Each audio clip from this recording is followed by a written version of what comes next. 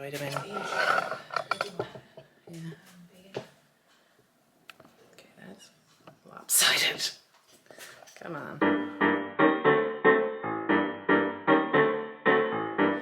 Hello, and welcome to my kitchen. This is a series I like to call Doing It in the Kitchen.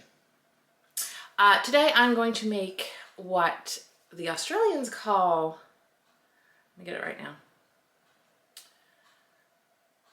Rissoles, which sounds like a brand of shoe. Rissoles.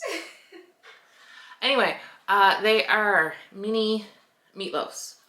I'm using turkey. I'm doing mini turkey meatloafs, but you can do any ground meat. But yes, Rissoles. The new footwear that will be trending. I swear there's Rissoles.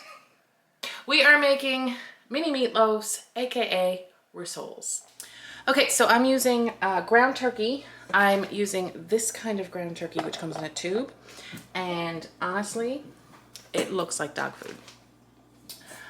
It's like $10 for 4 at Dominion, Loblaws, Superstore, whatever it is in your world. But yeah, it comes in a tube like this.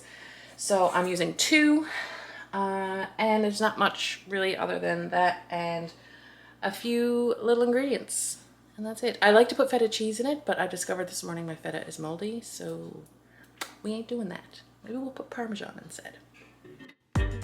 So I decided to do a voiceover on this one, just because I think there would be too much to type.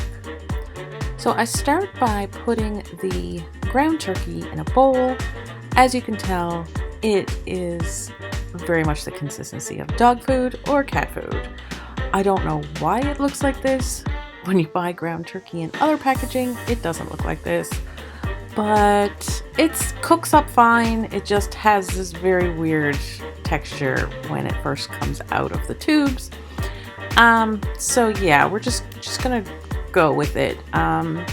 It works. Trust me, it works. So I put that in a bowl. I also need to put in breadcrumbs. As you can tell, this is upside down. Oh, look, there it is. Fixed it. Breadcrumbs, obviously, to bind it. I really don't measure anything, so I apologize about the quantities of things. Just kind of eyeball it compared to the amount of meat that I use. So yeah, I'm sorry about the lack of measurements. I put in 2 eggs because of the amount of meat. Again, I'm kind of judging from the proportions there. I have done it, same thing with 1 egg, but I find 2 just works a little bit better with this amount of ground turkey. I put in some onion powder. You can use real onion, chopped onion, but my kids don't necessarily want the chunks of onion, so I'll just use onion powder. This is actually garlic powder. I just decant from the package into this. I use a lot of garlic powder. Again, you can use minced garlic, any kind of garlic, but a lot of it. A lot of garlic is good. Always a lot of garlic. Also, salt. So, it's to taste. Your generous amount of salt if you want. Pepper, of course, it's to taste. Salt and pepper has to go in everything, so I feel like it's a personal choice. This time I'm using Parmesan. Like I said earlier, my feta was moldy, so we're going to go with the Parmesan this time, which worked out really well. They were delicious with the Parmesan in it. This kind of dried Parmesan. You can use fresh grated Parmesan as well. I think that would be fine. And then you just mix her all up. You can use your hands to mix it, but I find if I was doing this with ground beef, I'd probably use my hands. But this particular type of turkey is, no, I had to, mix it with the old spatula there. So I preheat the oven to 350. I've also made them at 375, which works out fine. I'm spraying my pans with Pam. Obviously, I need some help with my aim here. This did not go as planned, but it's fine. They didn't stick. It worked out. I'm using a very large spoon. I'm sure this spoon is a serving spoon, not a soup spoon. So you could also use a ice cream scoop, because that is the way most people would use to measure out the right amount of meat per cup. Anyway, I used a serving spoon. And that worked fine. I still had a little bit left after I had all the cups filled, so I just put a little bit in a ramekin and cooked it. Worked out great. So I also make a little like glazed topping for it, which is basically ketchup, mustard, brown sugar, and a little Worcestershire,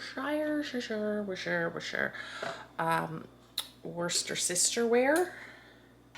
So that's all I do, and I just kind of mix it until it's kind of the right color. I'm terrible at these because I don't measure anything.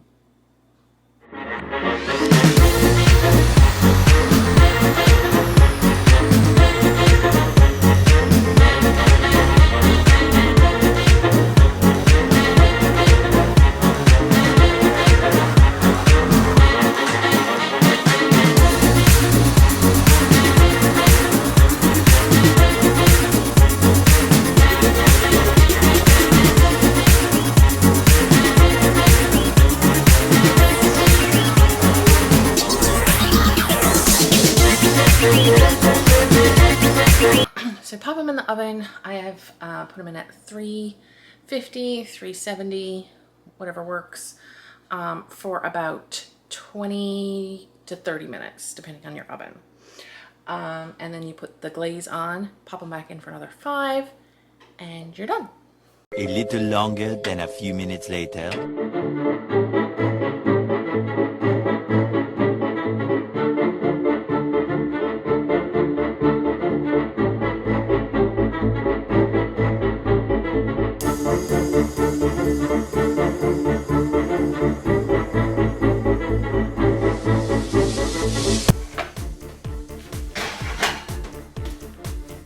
Alexa, put on timer for 10 minutes.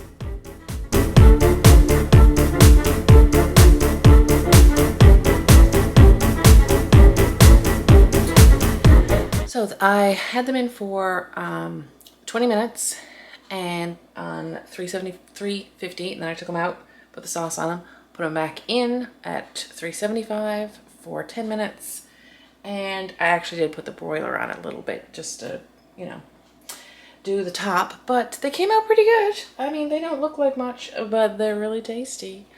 And I'm probably just gonna make some mashed potatoes. So, editing Amy here. Yes, I'm in my pajamas.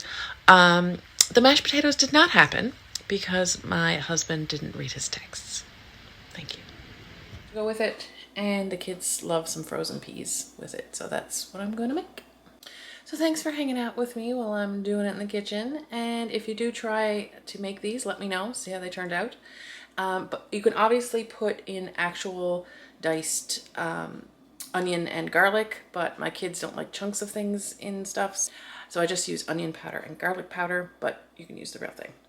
But yeah, and I've also made them Greek style with sun-dried tomato and olive and feta in them with oregano. That's really good, so that's an option. You can, you know, whatever you want, put in them. Enjoy. So thanks for watching, and we'll see you in the next one. Thanks for doing it with me in the kitchen. Bye.